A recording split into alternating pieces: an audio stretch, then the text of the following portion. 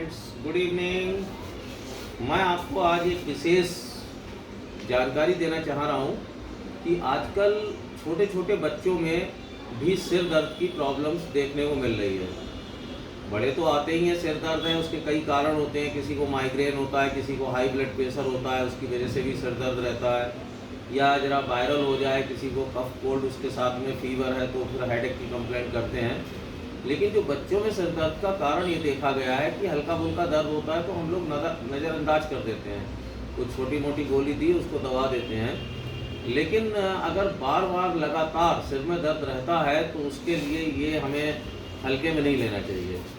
अगर डॉक्टर आपको सलाह देता है कि इसका एक सीटी स्कैन कराया जाए या सीईसीटी कंट्रास्ट सीटी कराया जाए या एमआरआई ब्रेन कराया जाए तो ज़्यादा बेहतर रहेगा, क्योंकि उसमें कई बार ब्रेन में कीड़े, जिसको कहते हैं न्यूरोसिस्टोसर्कोसिस, ये देखने को मिलता है। उसकी कई बार रिंग देखने को मिलती है, कई बार दिमाग में सिस्ट देखने को मिलती है उसकी न्यूरोसिस्टोसर्कोसिस की। तो इसका कारण ज़्यादातर ये पाया गया है कि जो लोग चाउमीन वगैरह ज़्यादा खाते हैं, जिसमें पत्ता गोभी को पहले उसमें डाला जाता है तो पत्ता गोभी पूरी तरीके से पक नहीं पाती है और उसके ऊपर उसमें चाउमीन या नूडल्स डाल दिए जाते हैं।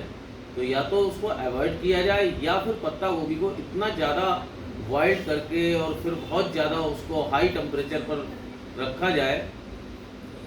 कुछ लोग तो ये भी कहते हैं कि पत्ता गोभी को कितना भी हाई टेम्परेचर पर रखा जाए लेकिन वो शायद कीड़ों का जो ओबा होता है वो डेड नहीं हो पाता है। तो इसलिए कोशिश यही की जाए कि इसको अवॉइड करने की कोशिश करें और सिर दर्द को हल्के में ना लें। अपने फिजिशियन से संपर्क करें, न्यूरोलॉजिस्ट से संपर्क करें। अगर वो एडवाइस देते हैं तो सीटी स्कैन कराएं या एमआरआई कराएं और प्रॉपर डायग्नोसिस के साथ ही ट्रीटमेंट लें।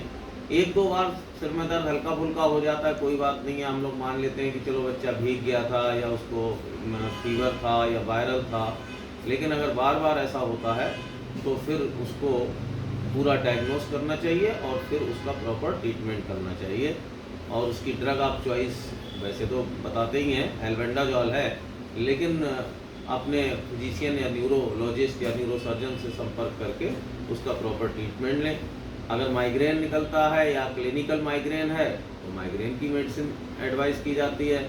और अगर एजेड हैं जिसको हाइपरटेंशन है तो हाइपरटेंशन का भी कारण पूछा जाता है, एंजाइटी है या वास्तव में ब्लड प्रेशर हाई की वजह से उसको हेडेक हो रहा है तो एंटी हाइपरटेंसिव मेडिसिन दी जाती है।